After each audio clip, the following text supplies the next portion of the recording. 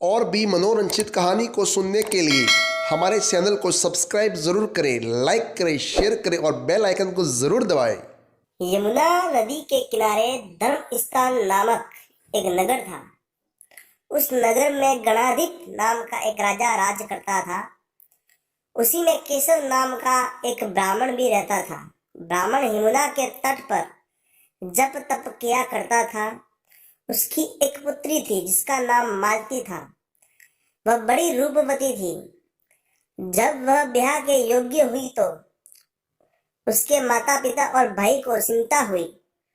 संयोग से एक दिन जब ब्राह्मण अपने किसी यजमान की बारात में गया और भाई पढ़ने गया था, तभी उनके घर में एक ब्राह्मण का लड़का आया।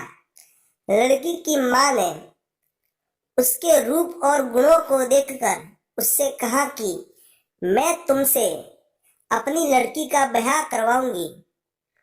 होनहार की बात कि उधर ब्राह्मण पिता को भी एक दूसरा लड़का पसंद आया और उसने उस लड़के को भी यही वचन दे दिया। उधर ब्राह्मण का लड़का जहाँ पढ़ने गया था, वहां वह एक लड़के से यदि यही वादा करके आया। कुछ समय बाद बाप बेटे घर में इकट्ठे हुए तो देखते क्या है कि वहां एक तीसरा लड़का और मौजूद है। दो उनके साथ आए थे। अब क्या हो? ब्राह्मण, उसका लड़का और ब्राह्मणी बड़े सोच में पड़े। देव योग से हुआ क्या कि लड़की को सांप ने काट लिया और वह मर गई। उसके बाप माँ और तीनों लड़कों ने बड़ी भाग दौड़ की। जहर झाड़ने वाले को बुलाया पर कोई नतीजा ना निकला। सब अपनी अपनी करके चले गए। दुखी होकर वे उस लड़की को शमशान में ले गए और क्रियाक्रम कर आए। तीनों लड़कों में से एक ने तो उसकी हड्डियां चुन ली और फकीर बनकर जंगल में चला गया। दूसरे ने राख की गठरी बांधी, वह वहीं झोपड़ी डालकर रहने लगा। तीसरा योगी होकर देश देश घूमने लगा। एक दिन की बात है, वह तीसरा लड़का घूमते घुमाते किसी नगर में जा पहुंचा और एक ब्राह्मणी के घर भोजन करने बैठा।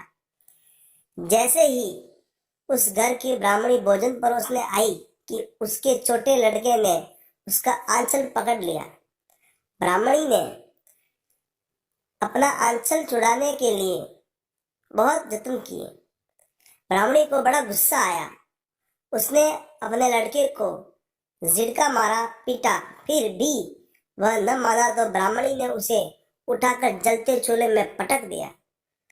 लड़का जलकर राख हो गया। ब्राह्मण बिना भोजन किए ही उठ खड़ा हुआ। घर वालों ने बहुत कहने के बाद वह वहां भोजन करने के लिए राजी न हुआ। उसने कहा, जिस घर में ऐसी राक्षसी हो उसमें मैं भोजन नहीं कर सकता। इतना सुनकर वह आदमी भीतर गया और संजीवनी विद्या की पोथी लाकर एक मंत्र पढ़ा। जलकर राख हो चुकी लड़का फिर से जीवित हो गया। यह देखकर ब्राह्मण सोचने लगा कि अगर यह पोथी मेरे हाथ पड़ जाए तो मैं भी उस लड़की को फिर से जिंदा कर सकता हूँ। इसके बाद उसने भोजन किया और वहीं ठहर गया। जब रात को सब खा पी कर सो गए तो वह ब्राह्मण शुभ छाप व पोथी लेकर चल दिया। जिस स्थान पर उस लड़की को जलाया गया था, वहां जाकर उसने देखा कि दूसरे लड़के वहां बैठे बातें कर रहे हैं। इस ब्राह्मण के यह कहने पर कि उसे संजीवनी विद्या की पोथी मिल गई है और वह मंत्र पढ़कर लड़की को जिंदा कर सकता है। उन दोनों ने हड्डियों और राख निकाली। ब्राह्मण ने जैसे ही मंत्र पढ़ा, वह लड़की जी उठी। अब तीनों उसके पीछे आपस में झगड़ने लग गए। इतना कहकर बेताल बोला, राजा बताओ कि वह लड़की किसकी स्त्री होनी चाहिए।